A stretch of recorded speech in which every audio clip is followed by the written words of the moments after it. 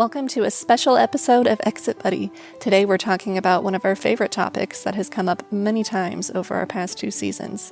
It's VA benefits and documenting injuries. I'm Ashley Jones, producer of Exit Buddy and host of today's special compilation episode. But like I said, across our seasons, one message kept coming up loud and clear. You've been trained to tough it out and push through the pain while in the military. But that mindset can cost you big time later on with your health and benefits. So today we're pulling the most powerful moments from 3 veterans who've been on our show in the past. And you'll hear raw stories about denied claims, transition injuries, chronic pain, and why documenting everything and claiming your VA benefits is one of the smartest things that you can do. So these are warnings, but also roadmaps straight from the guests. And to start us off, here's Marine veteran Rob Fuller on the real cost of toughing it out and relying on vitamin M instead of documenting your injuries. Oh my gosh, I messed up in every way, shape, and form on the medical side of things. I've just gotten denied for the 3rd time for my VA benefits, just a couple days ago actually, which really hit pretty hard. One of the things that and every Marine does this, at least most of the Marines I was in with, they tough it out. They drink or eat that vitamin M, Motrin, and they just deal with it. And what you don't know in your 20s and early 20s and late teens is that all of that comes to bite you in your butt later on in life. When I was I barely went to medical ever. It was a negative for me. Like, you're missing out. You're letting your fellow Marines down by not being available. And it was rough because there's such a stigma about going to medical for anything that I don't have anything documented. And so as I was getting out, the transition team says, hey, go get a full workup and stuff like that. But that stigma is still there. I don't want to do all that. And because of that, I have quite literally nothing wrong with me getting out of the Marine Corps. And so what that translates to is all the things that were service related are not documented. So I don't have a way to go back in time and fix that. I have to find a doctor that will, conclusively say that this happened during this time.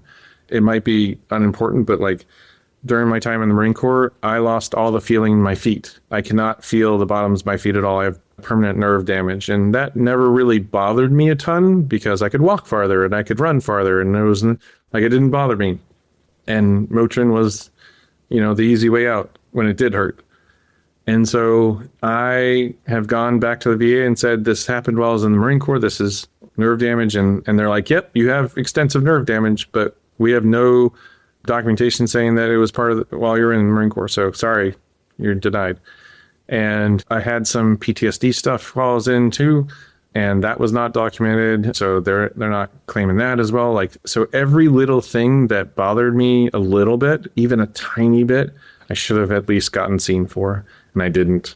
And that is hurting me now because all of that is coming back to bite me, like I said. And VA benefits is a huge differentiator. And I mean, I'm not looking for more than my share of things. I think there are a lot more people that are worse off than I am in every way, shape, and form. But I am afraid that as my feet get worse, my wife, who is not 6'4", 240 pounds, is going to have a hard time, 1, slapping me around anymore, but 2, helping me with what I need to as I either can't walk or otherwise. And without VA benefits, I have to rely on either my savings or insurance or stuff like that. And it's just not as good. And so I screwed myself by toughing it out.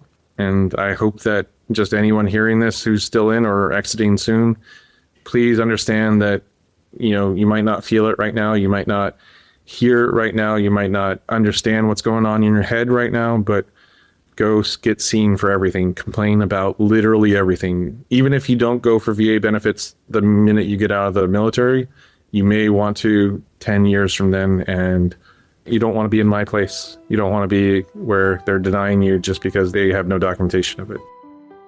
To hear more from Rob and his full story, be sure to listen to the full episode. You'll learn how he built a thriving cybersecurity career and community after service. So check out his full episode. You can find the link in the show notes. Now for our next clip comes Army veteran and former 82nd Airborne paratrooper Patience Olsted. Let's listen now as she shares her experience with both transition injuries and the power of resetting while still claiming what you've earned. I couldn't physically do the same things that I could do when I joined the Army. After hitting the ground hard, jumping out of airplanes, my body felt broken, and I couldn't run. I really didn't have a lot of stamina, and I did have a lot of pain. I had regular daily migraines along with like physical joint pain all over my body.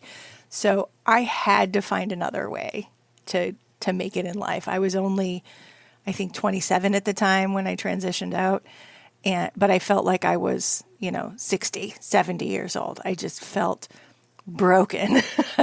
So that led me to holistic therapies and specifically yoga. It led me to yoga. I'm not here touting like yoga as the cure-all for migraines, but for me, that was my experience. I haven't had a migraine since that class, and that feeling good hasn't left. It actually sparked something inside of me to go learn more about this mind-body connection, learn more about what I can do to make myself healthier and to make myself feel good and to have myself feel like me again in this body. What is one piece of advice you would give for our audience as they prepare for their transition? Get your benefits. I know you've already touched on that, but you've earned them. It is a benefit. It's for you. It's created by our country for the people who serve, and you've earned it. So please, please get everything documented in your medical record and go sign up for your VA benefits immediately. It will only serve you in the long run. There are so many programs that I didn't even know existed beyond medical care, beyond, getting a rating for whatever disabilities you've walked out of the military with. There's career assistance. There's like entrepreneurial assistance. There's so many things that the government offers you because you served. Please do that. And number two, to your point about the people prior service or military service being adrenaline junkies, I'm not going to say I was fortunate to have had migraines, debilitating migraines, and physical pain, but that's what set me on the journey. And being geared at a 10 all the time, being on high all the time, is going to deplete your adrenals. And eventually, sooner or later, and nobody can predict when, but eventually your body's going to say enough. So I would also encourage, before your body says enough, before your body throws up that brick wall, go explore the lower range. Go find out what it's like to gear from a 10 to a 2. You don't have to stay there. You can come back up again, but expand that range for your health and longevity. It will serve you. So sorry to interrupt Patience. She has such a phenomenal story. If you want to hear that, do check out the show notes. That link to her episode is there as well. So our next clip comes from retired Air Force pilot Jessica Rettenberg. Let's listen now as she talks about overcoming barriers and why documenting injuries is so important for your VA benefits and future. Bottom line, let your ego go. You are trained to serve nonstop. And if you were like me, you had many injuries. 1, because you didn't want to let your team down, or 2, because I wanted to keep flying, and if I admitted A, B, or C, I might lose my flying status. But when you don't document this, you're not setting yourself up for success later in life. So maybe that knee injury doesn't bother you too much now, and maybe you heard it playing football, during fitness after work, and you don't consider it, an actual connected injury, but I promise you, the military has worn and torn your body.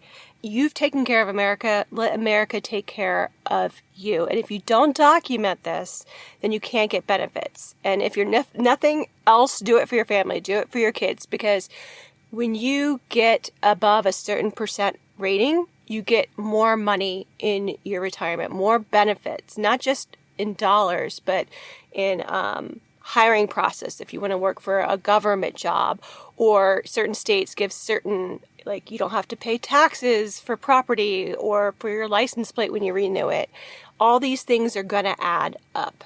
I'm just going to say, suck it up, Buttercup. You are owed this. Now is not the time to be like, oh, I'm fine. And if you're listening to this and you've already done that, you can still go back and you can still claim it. You have up to a year after you separate, if you started the process, that they will back pay you. After that year, you're just going to start getting the extra additional pay from that moment on.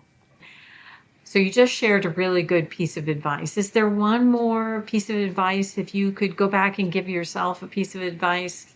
There's a lot of stigmas, I think, negative stigmas about mental health. And I waited, I think, too long into the process because I didn't really consider it an issue. And I really wish that I would to searched for help sooner. I was going through a difficult time in the transition.